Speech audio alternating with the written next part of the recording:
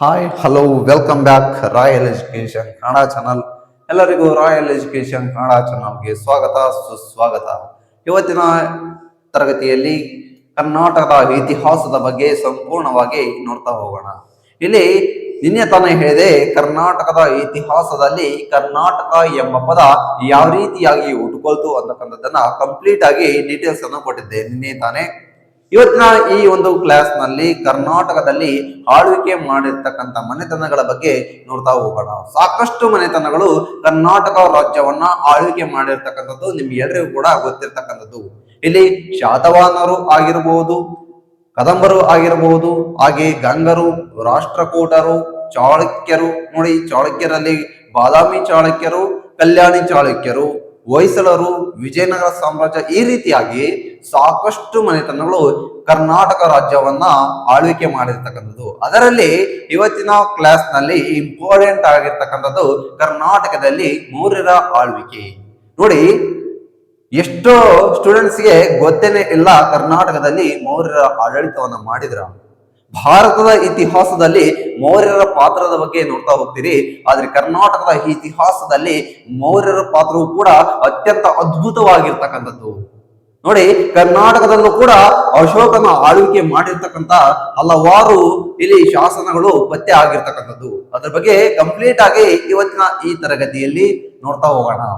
ಮೊದಲನೇದಾಗಿ ಕರ್ನಾಟಕದ ಮೌರ್ಯರ ಪಾತ್ರವನ್ನ ಇವತ್ತಿನ ಕ್ಲಾಸ್ ನಲ್ಲಿ ನೋಡ್ತಾ ಹೋಗೋಣ. ಬನ್ನಿ, ಕರ್ನಾಟಕದಲ್ಲಿ ಮೌರ್ಯರ ಕಾಲವನ್ನ ನಾವು ನೋಡ್ತಾ ಹೋಗೋದಾದ್ರೆ ಕ್ರಿಸ್ತ ಪೂರ್ವ, ನೋಡಿ, ಕ್ರಿಸ್ತ ಪೂರ್ವ 323ರಿಂದ 185ರವರೆಗಿನ ಕಾಲವನ್ನ ಕರ್ನಾಟಕದಲ್ಲಿ ಮೌರ್ಯರ ಕಾಲ ಅಂತ ಕರಿತಾ ಹೋಗ್ತೀವಿ. ಇಂಪಾರ್ಟೆಂಟ್, ವೆರಿ ವೆರಿ ಇಂಪಾರ್ಟೆಂಟ್ ಆಗಿರ್ತಕ್ಕಂಥದ್ದು. ಕ್ರಿಸ್ತ ಪೂರ್ವ 323ರಿಂದ 185ರವರೆಗಿನ ಕಾಲವನ್ನ ಕರ್ನಾಟಕದಲ್ಲಿ ಮೌರ್ಯರ ಆಡಳಿತ ಕಾಲ ಅಂತ ನಾವು ಕರಿತಾ ಹೋಗ್ತೀವಿ. ಹಾಗಾದರೆ ಮೌರ್ಯರ ಸ್ಥಾಪಕ ಯಾರು? ಇಡೀ ಕರ್ನಾಟಕವನ್ನ ಇಡೀ ಅಖಂಡ ಭಾರತವನ್ನ ವಶಪಡಿಸಿಕೊಂಡು, ನೋಡಿ, ಇಡೀ ಅಖಂಡ ಭಾರತವನ್ನ ವಶಪಡಿಸಿಕೊಂಡು ಆಳ್ವಿಕೆ ಮಾಡಿರ್ತಕ್ಕಂಥ ಮೊಟ್ಟ ಮೊದಲ ಮನೆತನ ಇತಿಹಾಸದಲ್ಲಿ ಹೇಳ್ಬೇಕಂದ್ರೆ ಇದೇ ಮೌರ್ಯರು. ಇದೇ ಮೌರ್ಯರು ಕರ್ನಾಟಕವನ್ನ ವಶಪಡಿಸಿಕೊಂಡು ಆಳ್ವಿಕೆ ಮಾಡಿರ್ತಕ್ಕಂಥ ಮೊಟ್ಟ ಮೊದಲ ಮನೆತನವೂ ಕೂಡ ಆಗಿರ್ತಕ್ಕಂಥದ್ದು. ಕರ್ನಾಟಕವನ್ನ ಆಳ್ವಿಕೆ ಮಾಡಿರ್ತಕ್ಕಂಥ ಕನ್ನಡಿಗರ ಮನೆತನ ಅಂದ್ರೆ ಅದು ಕದಂಬರು ಆಗಿರುತ್ತದೆ. ಕರ್ನಾಟಕವನ್ನ ವಶಪಡಿಸಿಕೊಂಡು ಮೊಟ್ಟ ಮೊದಲ ಬಾರಿಗೆ ಆಳ್ವಿಕೆ ಮಾಡಿರ್ತಕ್ಕಂಥ ಮನೆತನ ಅಂದ್ರೆ ಅದು ಮೌರ್ಯರು ಆಗಿರುತ್ತಾರೆ. ಕನ್ಫ್ಯೂಸ್ ಆಗಬೇಡಿ, ಕರ್ನಾಟಕವನ್ನ ಆಳಿದ ಮೊಟ್ಟ ಮೊದಲ ಮನೆತನ ಅಂದ್ರೆ ಮೌರ್ಯರು, ಮೌರ್ಯರ ಮನೆತನ. ಕರ್ನಾಟಕವನ್ನ ಆಳಿದ ಮೊಟ್ಟ ಮೊದಲ ಕನ್ನಡಿಗರ ಮನೆತನ ಅಂದ್ರೆ ಅದು ಕದಂಬರು ಆಗಿರ್ತಾರೆ. ವೆರಿ ವೆರಿ ಇಂಪಾರ್ಟೆಂಟ್ ಆಗಿರ್ತಕ್ಕಂಥದ್ದು. ಎಕ್ಸಾಮ್ಗೆ ಕ್ವಶನ್ ಅನ್ನ ರೈಸ್ ಮಾಡಿರ್ತಕ್ಕಂಥದ್ದು, ನೆನಪಿನಲ್ಲಿ ಇಟ್ಕೊಳ್ಳಿ. ಹಾಗಾದ್ರೆ ಬನ್ನಿ, ಮೌರ್ಯರ ಸ್ಥಾಪಕ ಯಾರು? ಚಂದ್ರಗುಪ್ತ ಮೌರ್ಯ ಮೌರ್ಯರ ಸ್ಥಾಪಕ ಆಗಿರ್ತಾನೆ. ನಿಮ್ಗೆ ಎಲ್ರಿಗೂ ಕೂಡ ಕತೆ ಗೊತ್ತಿದೆ. ನಮ್ಮ ಆರ್ಟ್ಸ್ ಸ್ಟೂಡೆಂಟ್ಸ್ಗೆ ಹೇಳೋ ಅವಶ್ಯಕತೆನೇ ಇಲ್ಲ, ಕಥೆಯನ್ನ ಸಾಕಷ್ಟು ನೆನಪಿನಲ್ಲಿ ಇಟ್ಕೊಂಡಿರ್ತಾರೆ ಆರ್ಟ್ಸ್ ಸ್ಟೂಡೆಂಟ್ಸ್. ನಂದ ರಾಜವಂಶದ ಕೊನೆಯ ದೊರೆ ಧನಾನಂದನನ್ನ ಚಾಣಕ್ಯ ಯಾವ ರೀತಿಯಾಗಿ ಇಲ್ಲಿ ಸೋಲಿಸ್ತಾನೆ ನೋಡಿ. ಚಾಣಕ್ಯ ರಾಜ್ಯಸಭೆಯಲ್ಲಿ ಒಂದು ಪ್ರತಿಜ್ಞೆಯನ್ನ ಮಾಡಿ ಬರ್ತಾನೆ. ಧನಾನಂದನ ಮುಂದೆ, ನಿನ್ನ ಸಾಮ್ರಾಜ್ಯವನ್ನ ನಾಶ ಮಾಡುವವರೆಗೂ ಕಟ್ಟಿದ ಮುಡಿಯನ್ನ ನಾನು ಬಿಚ್ಚುವುದಿಲ್ಲ ಅಂತಕ್ಕಂಥದ್ದು ಚಾಣಕ್ಯನ ಶಪಥ ಆಗಿರುತ್ತೆ. ಹಾಗಾದ್ರೆ ಚಾಣಕ್ಯ ಯಾರು? ಮೌರ್ಯರ ರಾಜಮನೆತನ ಅಸ್ತಿತ್ವಕ್ಕೆ ಬರಲು ಇದೇ ಚಾಣಕ್ಯ ಇಂಪಾರ್ಟೆಂಟ್ ಆಗಿರ್ತಕ್ಕಂಥ ಕಾರಣನಾಗುತ್ತಾನೆ. ಈ ಚಾಣಕ್ಯ ಧನಾನಂದನ ಮುಂದೆ ಏನೋ ಪ್ರತಿಜ್ಞೆಯನ್ನ ಮಾಡಿದ. ನೆಕ್ಸ್ಟ್ ಏನ್ ಮಾಡ್ತಾನೆ? ಪ್ರತಿಜ್ಞೆ ಮಾಡಿ ಹೋಗ್ಬೇಕಾದ್ರೆ ಎಮ್ಮೆ ಕಾಯುವ ಹುಡುಗನಿಗೆ ತರಬೇತಿಯನ್ನ ನೀಡುವುದರ ಮೂಲಕ ಯುದ್ಧದ ಬಗ್ಗೆ, ನೈಪುಣ್ಯತೆ ಬಗ್ಗೆ, ರಾಜ್ಯದ ಆಡಳಿತದ ಬಗ್ಗೆ ಸಾಕಷ್ಟು ತರಬೇತಿಯನ್ನ ನೀಡುವುದರ ಮೂಲಕ ನಂದ ಸಾಮ್ರಾಜ್ಯವನ್ನ ಕೊನೆಗೊಳಿಸುವಲ್ಲಿ ಚಾಣಕ್ಯ ಅಂದ್ರೆ ಕೌಟಿಲ್ಯನ ಪಾತ್ರ ಅತಿ ಮುಖ್ಯವಾಗಿರ್ತಕ್ಕಂಥದ್ದು. ನೋಡಿ, ಎಮ್ಮೆ ಕಾಯುವ ಹುಡುಗನೇ ಈ ಚಂದ್ರಗುಪ್ತ ಮೌರ್ಯ. ಇದು ಕತೆ ಸಾಕಷ್ಟು ಹುಡುಗರಿಗೆ ತಿಳಿದಿರುತ್ತೆ. ಇಲ್ಲಿ ಕಥೆಯನ್ನ ಎಕ್ಸಾಮ್ಸ್ಗೆ ಕೇಳೋಕೆ ಚಾನ್ಸೇ ಇಲ್ಲ, ಇಂಪಾರ್ಟೆಂಟ್ ಅಲ್ವೇ ಅಲ್ಲ. ಹಾಗಾದ್ರೆ ಎಕ್ಸಾಮ್ಗೆ ಏನನ್ನ ಕೇಳ್ತಾನೆ? ಮೌರ್ಯರ ಸ್ಥಾಪಕನನ್ನ ಕೇಳ್ತಾನೆ. ನೆಕ್ಸ್ಟ್ ಚಾಣಕ್ಯನ ಬಗ್ಗೆ ಕೇಳ್ತಾ ಹೋಗ್ತಾನೆ. ಈ ಕೌಟಿಲ್ಯನಿಗೆ ಅಂದ್ರೆ ಚಾಣಕ್ಯನಿಗೆ ಸಾಕಷ್ಟು ಹೆಸರುಗಳು ಇರ್ತಕ್ಕಂಥದ್ದು. 5 ಹೆಸರುಗಳು ಚಾಣಕ್ಯನಿಗೆ ಇರ್ತಕ್ಕಂಥದ್ದು. ಆ 5 ಹೆಸರುಗಳು ಯಾವುವು ಅಂದ್ರೆ ಕೌಟಿಲ್ಯ, ಚಾಣಕ್ಯ, ವಿಷ್ಣುಗುಪ್ತ, ವಾತ್ಸಾಯನ ಅಂತ ಕರಿತೀವಿ, ಮತ್ತೆ ರಾಜ್ಯ ಋಷಿ ಅಂತಾನು ಕೂಡ ಕರಿತಾ ಹೋಗ್ತೀವಿ ಈ ಕೌಟಿಲ್ಯನನ್ನ. ಇದೇ ಕೌಟಿಲ್ಯ ಮೌರ್ಯರ ಮನೆತನ ಸ್ಥಾಪನೆ ಮಾಡಲಿಕ್ಕೆ ಗುರುವಾಗಿ, ಚಂದ್ರಗುಪ್ತನಿಗೆ ಗುರುವಾಗಿ ನೆರವಾಗ್ತಾ ಹೋಗ್ತಾನೆ. ಚಂದ್ರಗುಪ್ತ ಮೌರ್ಯನಿಗೆ ಇಲ್ಲಿ ತರಬೇತಿಯನ್ನ ನೀಡಿದ್ದು ಕೌಟಿಲ್ಯ. ನೆಕ್ಸ್ಟ್ ನೋಡ್ತಾ ಹೋಗೋಣ, ಈ ಮೌರ್ಯರ ರಾಜಧಾನಿ ಯಾವುದು ಅಂದ್ರೆ ಪಾಟಲಿಪುತ್ರ. ಈಗಿನ ಬಿಹಾರದ ಪಾಟ್ನಾ ಅಂತ ಏನ್ ಕರಿತೀವಿ, ಅದೇ ಪಾಟಲಿಪುತ್ರ ಮೌರ್ಯರ ರಾಜಧಾನಿ ಆಗಿರ್ತಕ್ಕಂಥದ್ದು.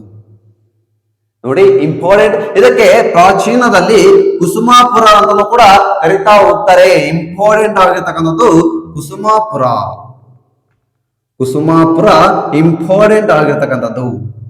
ನೋಡಿ, ಪಾಟಲಿಪುತ್ರಕ್ಕೆ ಪ್ರಾಚೀನ ಕಾಲದಲ್ಲಿ ಏನೆಂದು ಕರೆಯುವರು ಅಂತ ಕ್ವಶನ್ ಅನ್ನ ರೈಸ್ ಮಾಡ್ತಾ ಹೋಗ್ತಾರೆ ಎಕ್ಸಾಮ್ಸ್ಗೆ, ಕಾಂಪಿಟೇಟಿವ್ ಎಕ್ಸಾಮ್ಸ್ಗೆ. SDA ಆಗಿರ್ಬೋದು, PC ಆಗಿರ್ಬೋದು, PSI ಆಗಿರ್ಬೋದು, KS ಆಗಿರ್ಬೋದು, ಪ್ರಿಲಿಮ್ಸ್ ನಲ್ಲಿ ಸಾಕಷ್ಟು ಬಾರಿ ಕ್ವಶನ್ ಅನ್ನ ರೈಸ್ ಮಾಡಿರ್ತಕ್ಕಂಥದ್ದು.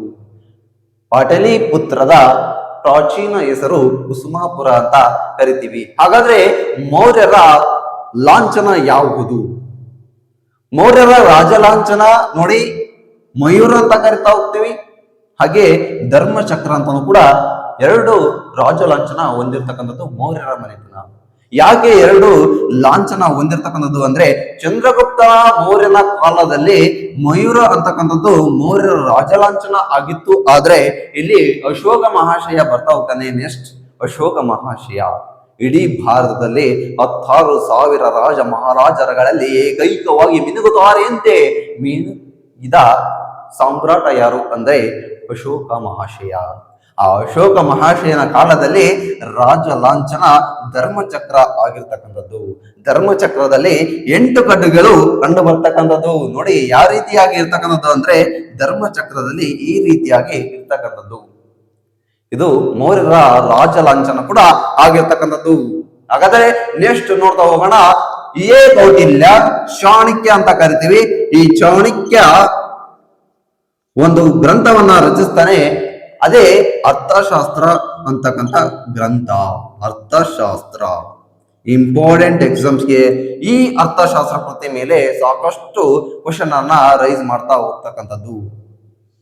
ನೋಡಿ, ಅರ್ಥಶಾಸ್ತ್ರ ಕೃತಿಯು ಯಾವ ಭಾಷೆಯಲ್ಲಿದೆ ಅಂತ ಕೂಡ ಎಕ್ಸಾಮ್ಗೆ ಕೇಳಿದಾನೆ. ಯಾವ ಭಾಷೆಯಲ್ಲಿದೆ ಅರ್ಥಶಾಸ್ತ್ರ ಅಂದ್ರೆ ಸಂಸ್ಕೃತ ಭಾಷೆ ಅರ್ಥಶಾಸ್ತ್ರದಲ್ಲಿ ಕಂಡು ಬರ್ತಕ್ಕಂಥದ್ದು. ಈ ಅರ್ಥಶಾಸ್ತ್ರ ಎಂಬ ಗ್ರಂಥವನ್ನ ಮೊಟ್ಟ ಮೊದಲ ಬಾರಿಗೆ ಯಾರು ಪತ್ತೆ ಹಚ್ಚಿದ್ರು ಅಂತಾನು ಕೂಡ ಎಕ್ಸಾಮ್ಗೆ ಕೇಳಿರ್ತಕ್ಕಂಥದ್ದು. ಆರ್ ಶ್ಯಾಮಶಾಸ್ತ್ರಿ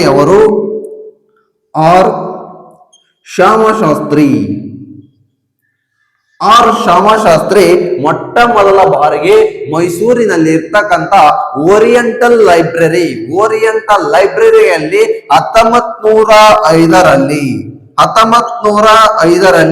ಮೊಟ್ಟ ಮೊದಲ ಬಾರಿಗೆ ಈ ಒಂದು ಅರ್ಥಶಾಸ್ತ್ರ ಕೃತಿಯನ್ನ ಪತ್ತೆ ಹಚ್ಚಿದ್ರು. ಮತ್ತೆ ನೆಕ್ಸ್ಟ್ 1909ರಲ್ಲಿ ಇದನ್ನ ಆಂಗ್ಲ ಭಾಷೆಗೆ ಕನ್ವರ್ಟ್ ಮಾಡ್ತಾರೆ.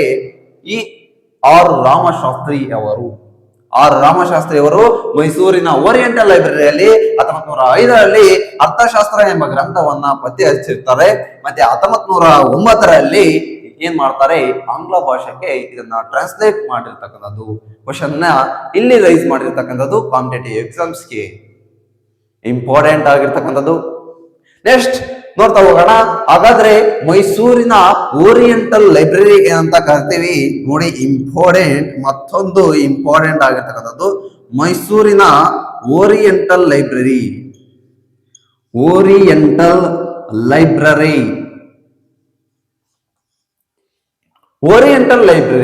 ಕರ್ನಾಟಕದ ಮೊಟ್ಟ ಮೊದಲ ಲೈಬ್ರರಿ ಅಂತ ಕರಿತಾ ಹೋಗ್ತೀವಿ ಈ ಮೈಸೂರಿನ ಓರಿಯೆಂಟಲ್ ಲೈಬ್ರರಿಯನ್ನ.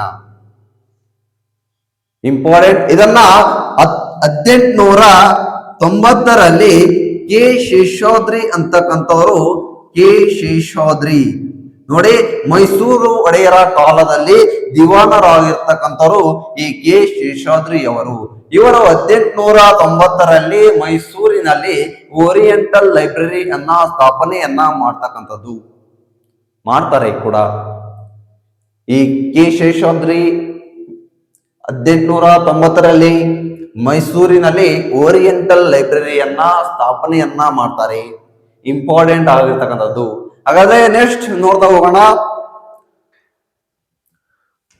ಇದಿಷ್ಟು ಬೋರ್ಡ್ ಅನ್ನ ಅರೇಂಜ್ ಮಾಡ್ತೀನಿ. ನೆಕ್ಸ್ಟ್ ನೋಡ್ತಾ ಹೋಗೋಣ.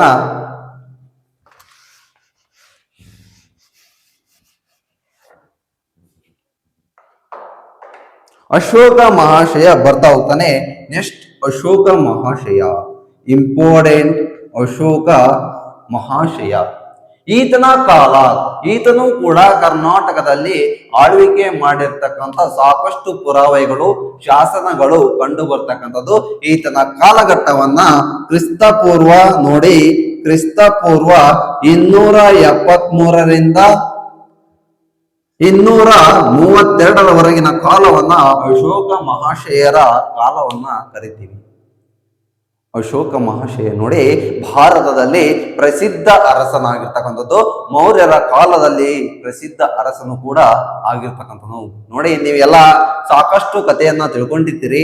ಕಳಿಂಗ ಯುದ್ಧವನ್ನ ಮಾಡಿರ್ತಕ್ಕಂಥದ್ದು. ಕಳಿಂಗ ಯುದ್ಧದ ನಂತರ ಅಶೋಕ ಯಾವ ರೀತಿಯಾಗಿ ಮನನೊಂದು ಸಾಮ್ರಾಜ್ಯದಲ್ಲಿ ಇರ್ತಕ್ಕಂಥ ಪ್ರಜೆಗಳಿಗೆ ಅನುಕೂಲವಾಗುವಂತಹ ಅವಕಾಶವನ್ನ ಕಲ್ಪಿಸಿ ಕೊಟ್ಟಿರ್ತಕ್ಕಂಥದ್ದು ಅಶೋಕ ಮಹಾಶಯನ ಬಗ್ಗೆ ಸಾಕಷ್ಟು ಕಥೆಗಳಲ್ಲಿ ಕೇಳಿರ್ತಕ್ಕಂಥದ್ದು. ಆ ಎಲ್ಲ ಕಥೆಗಳನ್ನ ಎಕ್ಸಾಮ್ಗೆ ಕೇಳೋದಿಲ್ಲ. ಇಲ್ಲಿ ಇಂಪಾರ್ಟೆಂಟ್ ಆಗಿರ್ತಕ್ಕಂಥದ್ದು ಶಾಸನಗಳ ಬಗ್ಗೆ ಕೇಳ್ತಾ ಹೋಗ್ತಾನೆ. ನೋಡಿ, ಶಾಸನಗಳ ಬಗ್ಗೆ ಕೇಳ್ತಾ ಹೋಗ್ತಾನೆ. ಶಿಲಾಶಾಸನಗಳ ಪಿತಾಮಹ ಅಂತಲೂ ಕೂಡ ಕರಿತೀವಿ.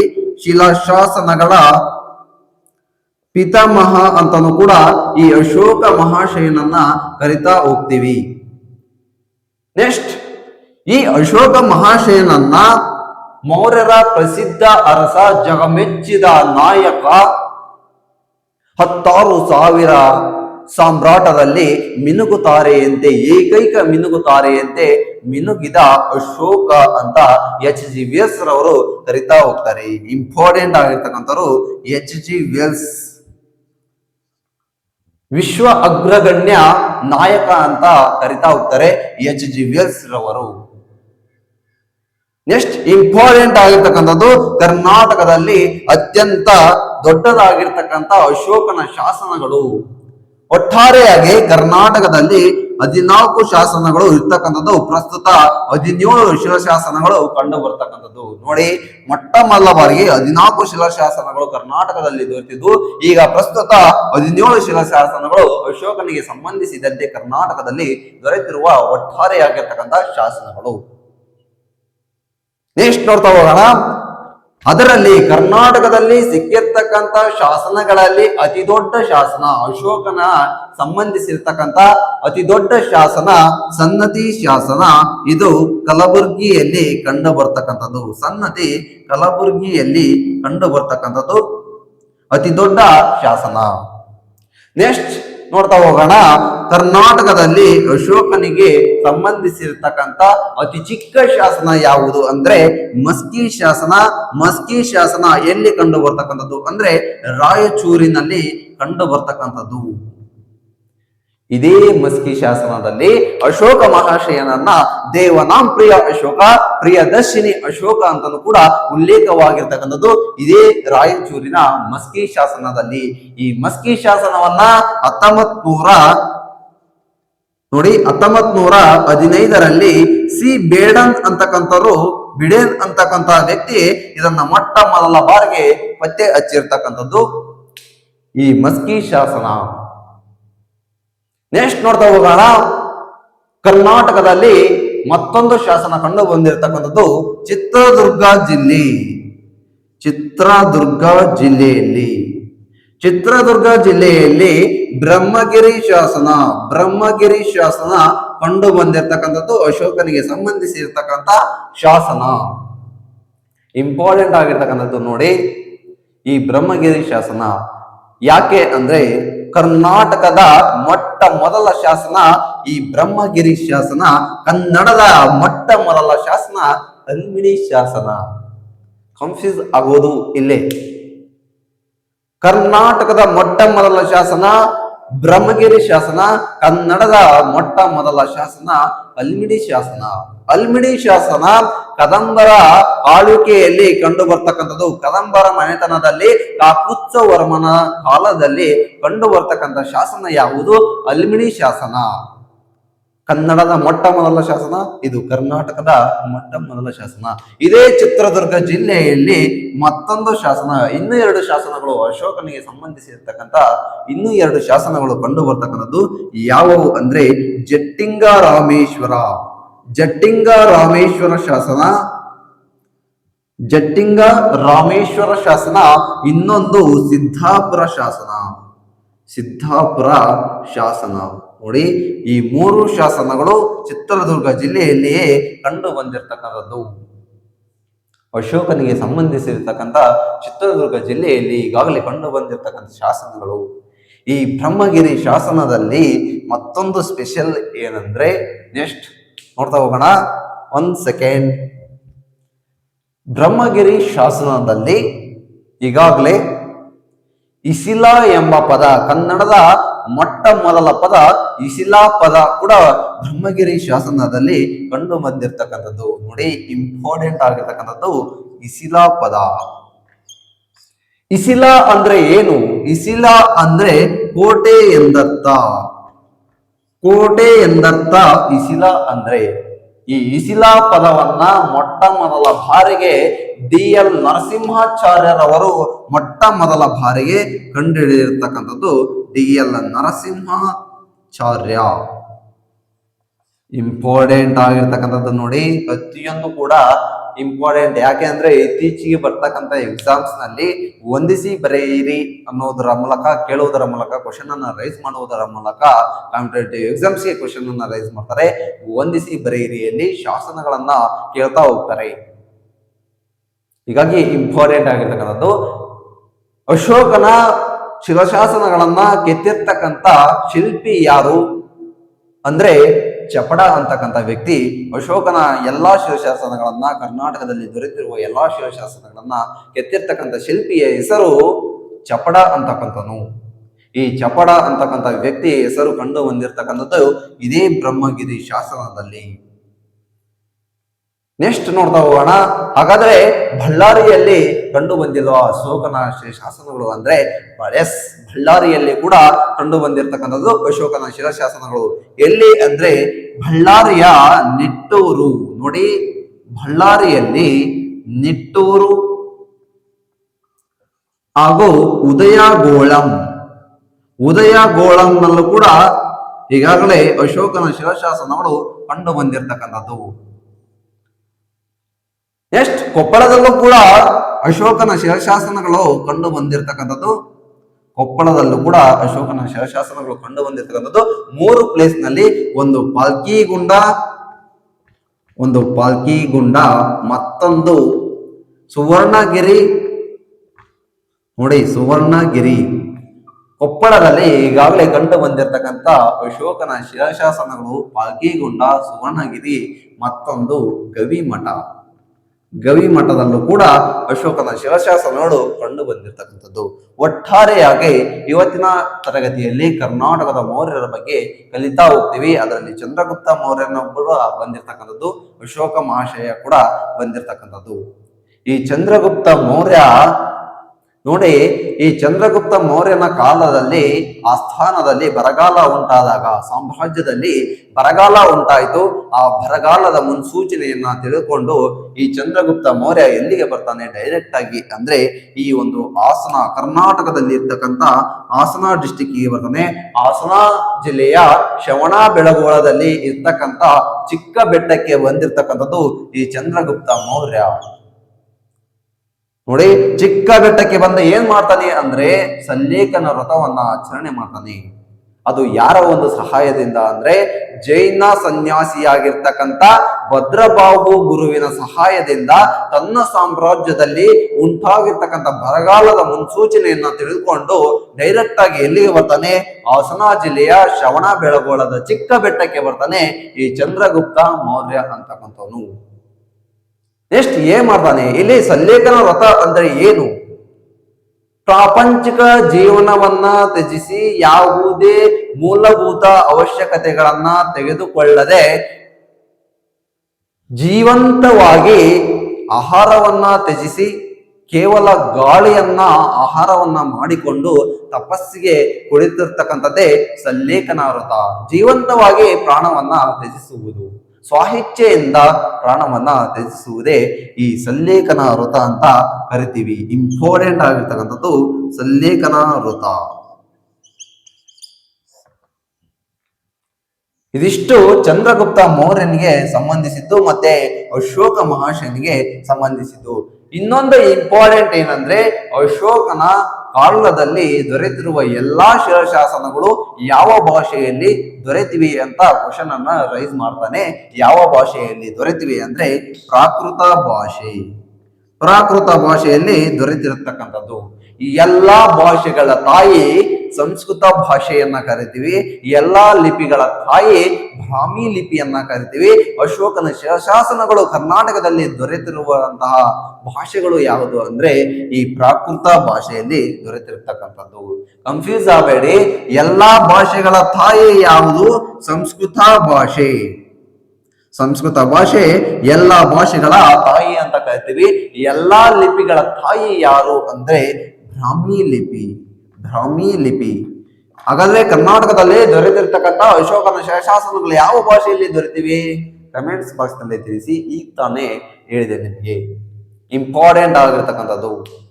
ಇವತ್ತಿನ ಈ ತರಗತಿಯಲ್ಲಿ ಕಂಪ್ಲೀಟ್ ಆಗಿ ಇಲ್ಲಿಗೆ ಕರ್ನಾಟಕದಲ್ಲಿ ಮೌರ್ಯರ ಒಂದು ಆಡಳಿತವನ್ನ ನಾವು ನೋಡ್ತಾ ಹೋದ್ವಿ.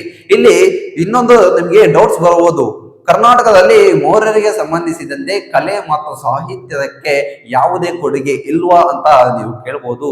ಅದಕ್ಕೆ ಸಾಹಿತ್ಯ ಕೊಡುಗೆ, ಕಲಾ ಕೊಡುಗೆ ಅಂದ್ರೆ ಇದೇ ಶಿಲಾಶಾಸನಗಳು. 5 ಜಿಲ್ಲೆಯಲ್ಲಿ ಕಂಡು ಬಂದಿರತಕ್ಕಂಥ ಶಿಲಾಶಾಸನಗಳು ಚಿತ್ರದುರ್ಗ ಜಿಲ್ಲೆ, ಬಳ್ಳಾರಿ, ಕೊಪ್ಪಳ, ಕಲಬುರಗಿ ಜಿಲ್ಲೆ, ರಾಯಚೂರು ಜಿಲ್ಲೆ, ಒಟ್ಟಾರೆಯಾಗಿ 5 ಜಿಲ್ಲೆಯಲ್ಲಿ ಕಂಡು ಬಂದಿರತಕ್ಕಂಥ ಅಶೋಕನಿಗೆ ಸಂಬಂಧಿಸಿರತಕ್ಕಂಥ ಶಿಲಾಶಾಸನಗಳೇ ಮೌರ್ಯರ ಒಂದು ಕರ್ನಾಟಕದಲ್ಲಿ ಆಳ್ವಿಕೆ ಮಾಡಿರ್ತಕ್ಕಂಥ ಮೌರ್ಯರ ಕಲೆ ಮತ್ತು ವಾಸ್ತುಶಿಲ್ಪಕ್ಕೆ ಕೊಡುಗೆ ಅಂತಕ್ಕಂಥದ್ದು. ಇದಿಷ್ಟೇ ಇವತ್ತಿನ ತರಗತಿಯಲ್ಲಿರ್ತಕ್ಕಂಥ ಕರ್ನಾಟಕದ ಕಂಪ್ಲೀಟ್ ಡೀಟೇಲ್ಸ್ ಮೌರ್ಯರ ಆಡಳಿತದ ಬಗ್ಗೆ. ಮತ್ತೆ ಮುಂದಿನ ಕ್ಲಾಸ್ ನಲ್ಲಿ ಕರ್ನಾಟಕದಲ್ಲಿ ಆಳ್ವಿಕೆ ಮಾಡಿರ್ತಕ್ಕಂಥ ಶಾತವಾಹನರ ಬಗ್ಗೆ ನೋಡ್ತಾ ಹೋಗೋಣ. ಇದು ಪಾರ್ಟ್ 2 ಕ್ಲಾಸ್ ಆಗಿರ್ತಕ್ಕಂಥದ್ದು. ಈಗಾಗಲೇ ಪಾರ್ಟ್ 1 ಕ್ಲಾಸ್ ನಲ್ಲಿ ಕರ್ನಾಟಕ ಪದದ ಉಲ್ಲೇಖದ ಬಗ್ಗೆ ಕಂಪ್ಲೀಟ್ ಡೀಟೇಲ್ಸ್ ಅನ್ನ ಕೊಟ್ಟಿರ್ತಕ್ಕಂಥದ್ದು ನಿಮ್ಗೆ. ಮತ್ತೆ I will meet to next class. Thank you very much. ಮತ್ತೆ ಮುಂದಿನ ತರಗತಿಯಲ್ಲಿ ಸಿಗ್ತೀನಿ. ಅಲ್ಲಿವರೆಗೂ take care, bye. Thank you very much.